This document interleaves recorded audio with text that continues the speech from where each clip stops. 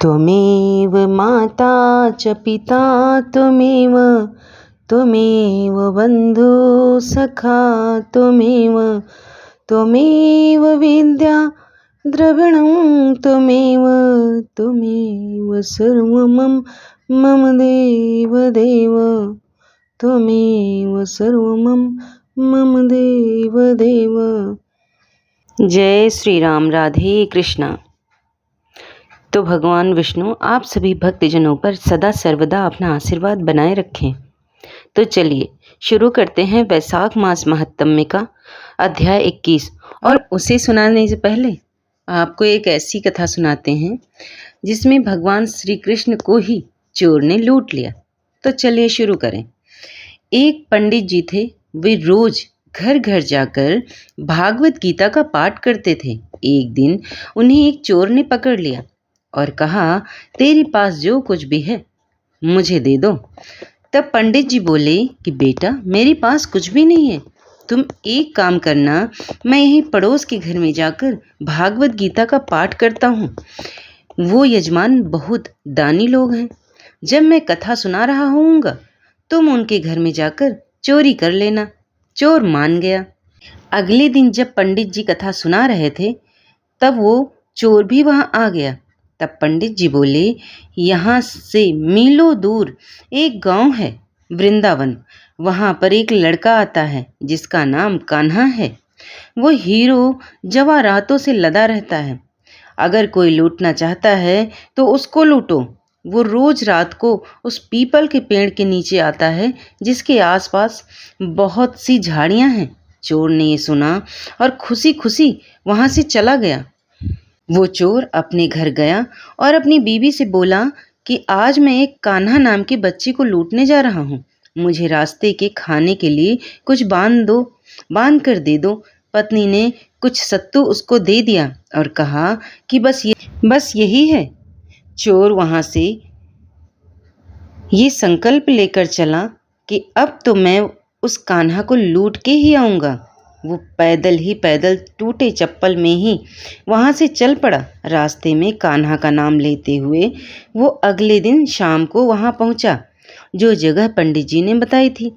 अब वहां पहुंचकर उसने सोचा कि अगर मैं यहीं सामने खड़ा हो गया तो वो बच्चा मुझे देखकर भाग जाएगा, तो मेरा यहाँ आना बेकार हो जाएगा। इसलिए उसने सोचा क्यों ना पास वाली झाड़ियों में ही छुप जाऊं। वो जैसे ही झाड़ियों में घुसा, झाड़ियों के कांटे उसे चुभने लगे। उस समय उसके मुंह से एक ही आवाज आई, कान्हा कान्हा। उसका शरीर लहूलुहान हो गया, पर मुंह में सिर्फ यही निकला, कान्हा आ जाओ, कान्हा आ जाओ। अपने भक्त की ऐसी दशा देख के कान्हा जी चल पड़े। तभी रुक्मिणी जी बोली कि प्रभु कहाँ जा रहे हो? वो आपको लूट लेगा।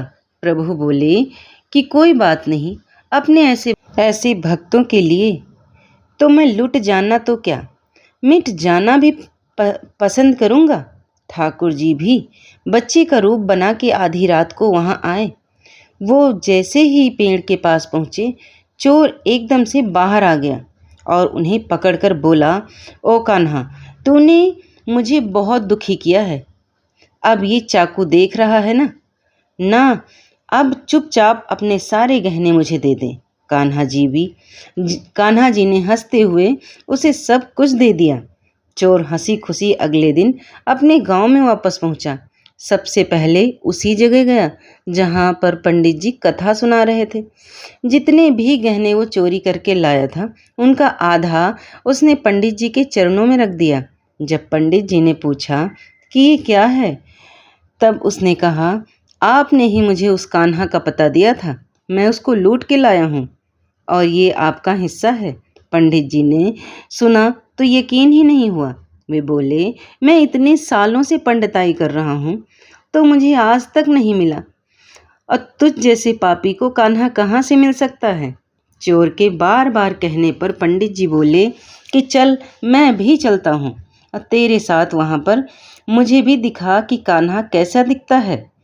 और वो दोनों चल दिए। चोर ने पंडित जी को कहा कि आओ मेरे साथ यहाँ पे छुप जाओ। दोनों का शरीर लहूलुहान हो गया और मुंह से बस एक ही आवाज़ निकली, कान्हा कान्हा आ जाओ। ठीक मध्य रात्रि कान्हा जी बच्चे के रूप में फिर वहीं आए। दोनों झाड़ियों से बाहर निकल आए और पंडित जी की आंखों में आंसू थे। वे फूट फूट के रोने लग गए, चोर के चरणों में गिर गए और बोले कि हम जिसे आज तक ढूंढने के लिए तरसते रहे, जो आज तक लोगों को लूटता आया है, तुमने उसे ही लूट लिया। तुम धन्य हो, आज तुम्हारी वजह से मुझे कान्हा के दर्शन हुए हैं। तुम तो धन्य हो। तो ऐसा है हमारे कान्हा का प्यार अपने सच्चे भक्तों के लिए, जो उसे सच्चे दिल से पुकारते हैं तो वो भागी भागी चले आते हैं। प्रेम से कहिए राधे राधे। और अब सुनिए बैसाख मास महात्म्य का अध्याय 21। व्याध को ऐसा आदेश देकर मुनिवर शंख ने दक्षिण दिशा को प्रस्थान किया। व्याध ने भी शंख मुनि की परिक्रमा करके बार बार उनके चरणों में प्रणाम किया और जब तक वे दिखाई दिए तब तक उन्हीं की ओर देखता रहा। फिर उसने अति योग्य बैसाखोक्त धर्मों का पालन किया। जंगली कैथ, कटहल, जामुन और आम आदि के फलों से राह चलने वाले थके मांदे पथिकों को वह भोजन कराता था। जूता, चंदन, छाता, पंखा आदि के द्वारा तथा बालू के बिछावन और छाया आदि की व्यवस्था से पथिकों के परिश्रम और पसीने का निवारण करता था। प्रातःकाल स्नान करके दिन रात राम नाम का जप करता था। इस प्रकार धर्मानुष्ठान करके वह दूसरे जन्म में वाल्मीकि का पुत्र हुआ। उस समय वह महायशस्वी वाल्मीकि के नाम से विख्यात हुआ। उन्हीं वाल्मीकि जी ने अपने मनोहर प्रबंध रचना द्वारा संसार में दिव्य राम कथा को प्रकाशित किया, जो समस्त कर्म बंधनों का उच्छेद करने वाली है। मिथिलापते देखो बैसाख का महात्म्य कैसा ऐश्वर्य प्रदान करने वाला है, जिससे एक व्याध भी परम दुर्लभ ऋषि भाव को प्राप्त हो गया। यह रोमांचकारी उपाख्यान सब पापों का नाश करने वाला है। जो इसे सुनता और सुनाता है वह पुनः माता के स्तन का दूध पीने वाला नहीं होता है। मिथिलापति ने पूछा, ब्राह्मण, इस बैसाख मास में कौन कौन सी तिथियां पुण्यदायिनी हैं? श्रुतदेव जी बोले, सूर्य के मेष राशि पर स्थित होने पर बैसाख मास में 30 तिथियां पुण्यदायिनी मानी गई हैं। एकादशी में किया हुआ पुण्य कोटि गुना होता है। उसमें स्नान, दान, तपस्या, होम, देव पूजा, पुण्यकर्म एवं कथा का श्रवण किया जाए तो वह तत्काल मुक्ति देने वाला है। जो रोग आदि से ग्रस्त और दरिद्रता से पीड़ित हो, वह मनुष्य इस पुण्यमयी कथा को सुनकर कृतकृत्य होता है। वैशाख मास में सेवन करने योग्य, क्योंकि वह उस समय उत्तम गुणों से युक्त है। दरिद्र, धनाढ्य, पंगु, अंधा, नपुंसक, विधवा, साधारण स्त्री, पुरुष, बालक, युवा, वृद्ध तथा रोग से पीड़ित मनुष्य ही क्यों न हो, वैशाख मास का धर्म सबके लिए अत्यंत सुख साध्य है। परम पुण्यमय वैशाख मास में जब सूर्य मेष राशि में स्थित हो, तब पाप नाशिनी अमावस्या कोटि गया के समान फल देने वाली होती है। राजन, जब पृथ्वी पर राजर्षि स्वर्णिम का शासन था, उस समय 30वें कलयुग के अंत में कभी धर्मों का लोप हो चुका था। उसी समय अनर्थ देश में धर्मवर्ण नाम से विख्यात एक ब्राह्मण थे। मुनिवर धर्मवर्ण ने उस कलयुग में ही किसी महात्मा मुनियों के सत्रयांग में सम्मिलित होने के लिए पुष्कर क्षेत्र की यात्रा की। वहां पहुंच व्रतधारी महर्षियों ने कलयुग की प्रशंसा करते हुए इस प्रकार कहा था, सतयुग में भगवान विष्णु को संतुष्ट करने वाला जो पुण्य 1 वर्ष में साध्य है, वही त्रेता में एक मास में और द्वापर में 15 दिनों में साध्य होता है। परंतु कलयुग में भगवान विष्णु का स्मरण कर लेने से ही उससे 10 गुना पुण्य होता है। कलयुग में बहुत थोड़ा पुण्य भी कोटि गुना होता है। जो एक बार भी भगवान का नाम लेकर दयावान दया दान करता है और दुर्भिक्ष में अन्न देता है, वह निश्चय ही ऊर्ध्वलोक में गमन करता है। यह सुनकर देवऋषि नारद हंसते हुए उन्मत्त के समान नृत्य करने लगे। सभासदों ने पूछा, नारद जी यह क्या बात है? तब बुद्धिमान नारद जी हंसते हुए उन सबको उत्तर दिया, आप लोगों का कथन सत्य है। इसमें संदेह नहीं है कि कलयुग में स्वल्प कर्म से ही महान पुण्य का साधन किया जाता है तथा क्लेशों का नाश करने वाले भगवान केशव स्मरण मात्र से ही प्रसन्न हो जाते हैं। तथापि मैं आप लोगों से यह कहता हूँ कि कलयुग में दो बातें दुर्घट हैं, शिश्नेन्द्रिय का निग्रह और जिह्वा का बस में रहना। ये दोनों कार्य जो सिद्ध कर ले वही नारायण स्वरूप है। अतः कलयुग में आपको यहाँ नहीं ठहरना चाहिए। नारद जी की यह बात सुनकर उत्तम व्रत का पालन करने वाले महर्षि सहसा यज्ञ को समाप्त करके सुखपूर्वक चले गए। धर्मवर्ण ने भी वह बात सुनकर भूलोक को त्याग देने का विचार किया। उन्होंने ब्रह्मचर्य व्रत धारण करके दंड और कमंडलू हाथ में लिया और जटावल्कधारी होकर वे कलयुग के अनाचरी पुरुषों को देखने के लिए घर छोड़कर चल दिए। उनके मन में बड़ा विस्मय हो रहा था। उन्होंने देखा प्रायः मनुष्य पापचार में प्रवृत्त हो बड़े भयंकर एवं दुष्ट हो गए हैं। ब्राह्मण पाखंडी हो चले हैं, शूद्र संन्यास धारण करते हैं, पत्नी अपने पति से द्वेष रखती हैं, शिष्य गुरु से वैर करता है, सेवक स्वामी के और पुत्र पिता के घर में घात लगा हुआ है। ब्राह्मण शूद्रवत और गौएं बकरियों के समान हो गई हैं। वेदों में गाथा की प्रधानता रह गई है। शुभ कर्म साधारण लौकिक कृत्यों के ही समान रह गए हैं। इनके प्रति किसी की महत्व बुद्धि नहीं है। भूत प्रेत और पिशाच आदि की उपासना चल रही है और सब लोग मैथुन में आसक्त हैं और उसके लिए अपने प्राण भी खो बैठते हैं। सब लोग झूठी गवाही देते हैं। मन में सदा छल और कपट भरा रहता है। कलयुग में सदा लोगों के मन में कुछ और, वाणी में कुछ और तथा क्रिया में कुछ और ही देखा जाता है। सबकी विद्या किसी न किसी स्वार्थ को लेकर ही होती है और केवल राजभवन में उसका आदर होता है। संगीत आदि कलात्मक विद्याएं भी राजाओं को प्रिय हैं। कली में अधम मनुष्य पूजे जाते हैं और श्रेष्ठ पुरुषों की अवहेलना होती है। कली में वेदों के विद्वान ब्राह्मण दरिद्र होते हैं। लोगों में प्रायः भगवान की भक्ति नहीं होती। पुण्य क्षेत्र में पाखंड अधिक बढ़ जाता है। शूद्र लोग जटाधारी तपस्वी बनकर धर्म की व्याख्या करते हैं। सभी मनुष्य अल्पायु, दयाहीन और सठ होते हैं। कली में प्रायः सभी धर्म के व्याख्याता बन जाते हैं और दूसरों से कुछ लेने में ही उत्सव मानते हैं। अपनी पूजा कराना चाहते हैं और व्यर्थी दूसरों की निंदा करते हैं। अपने घर आने पर सभी अपने स्वामी के दोषों की चर्चा में तत्पर रहते हैं और कली में लोग साधुओं को नहीं जानते, पापियों को ही बहुत आदर देते हैं। दुराग्रही लोग इतने दुराग्रही होते हैं कि साधु पुरुषों के एक दोष का भी ढिंढोरा पीटते हैं और पापात्माओं के दो समूहों को भी गुण बतलाते हैं। कली में गुणहीन मनुष्य दूसरों के गुण न देखकर उनके दोष की ही ग्रहण करते हैं। जैसे पानी में रहने वाली जोंक प्राणियों के रक्त पीती है, जल नहीं पीती, उसी प्रकार जोंक के धर्म से संयुक्त हो मनुष्य दूसरे का रक्त चूसते हैं। औषधियाँ शक्तिहीन होती हैं और ऋतुओं में उलट फेर हो जाता है। सब राष्ट्रों में अकाल पड़ा है। कन्या योग्य समय में संतानोपत्ति नहीं करती। लोग नट और नर्तकों की विद्याओं से विशेष प्रेम करते हैं।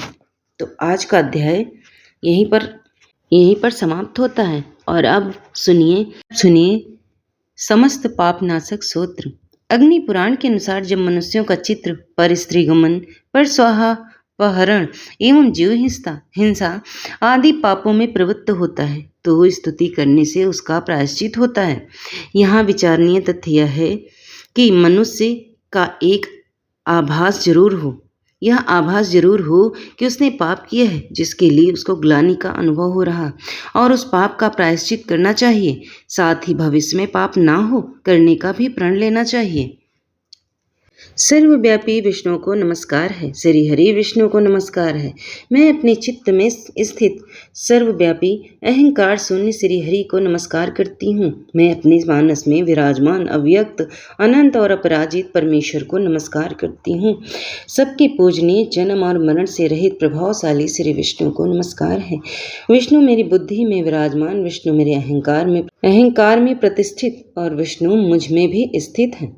श्री विष्णु ही चराचर प्राणियों के कर्मों के रूप में स्थित हैं। उनके चिंतन से मेरे पाप का विनाश हो। जो ध्यान करने पर पापों का हरण करते हैं और भावना करने से स्वप्न में दर्शन देते हैं। इंद्र के अनुशरणागत जनों का दुख दूर करने वाले उन पापाहारी श्री विष्णु को मैं नमस्कार करती हूँ।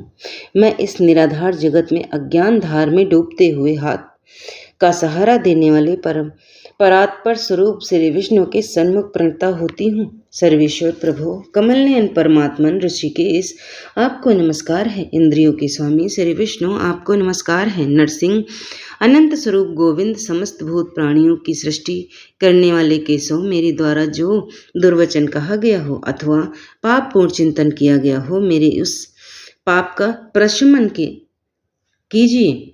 आपको नमस्कार है केशव। अपने मन के वश में होकर मैंने जो ना करने योग्य अत्यंत उग्र पापपूर्ण चिंतन किया है उसे शांत कीजिए।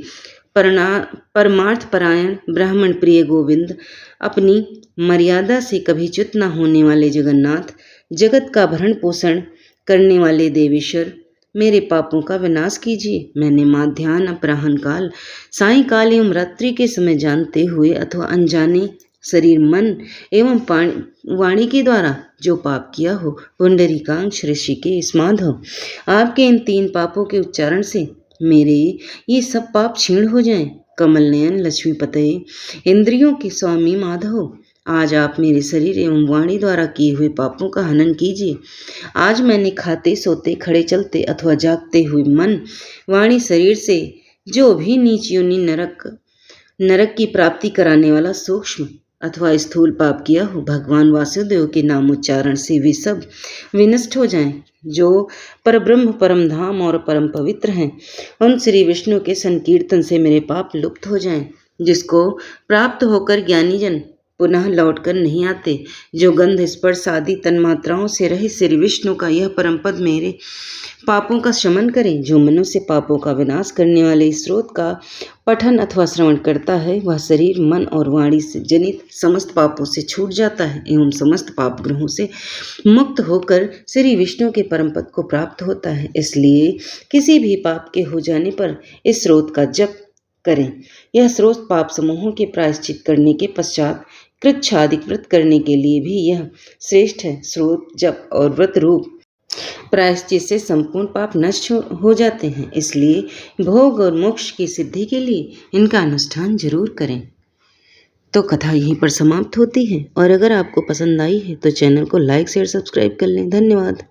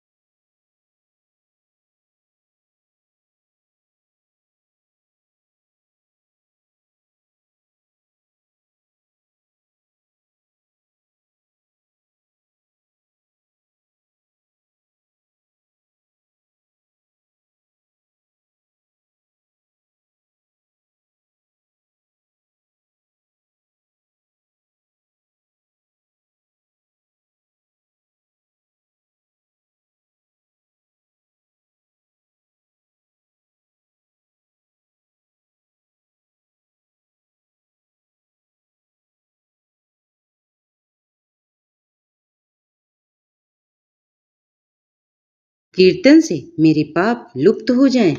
जिसको पाप प्राप्त होकर ज्ञानी जन पुनः लौट कर नहीं आते, जो गंध स्पर्श आदि तन मात्राओं से रहित श्री विष्णु का वह परम पद प्राप्त परम पद मेरे पापों को शमन करें।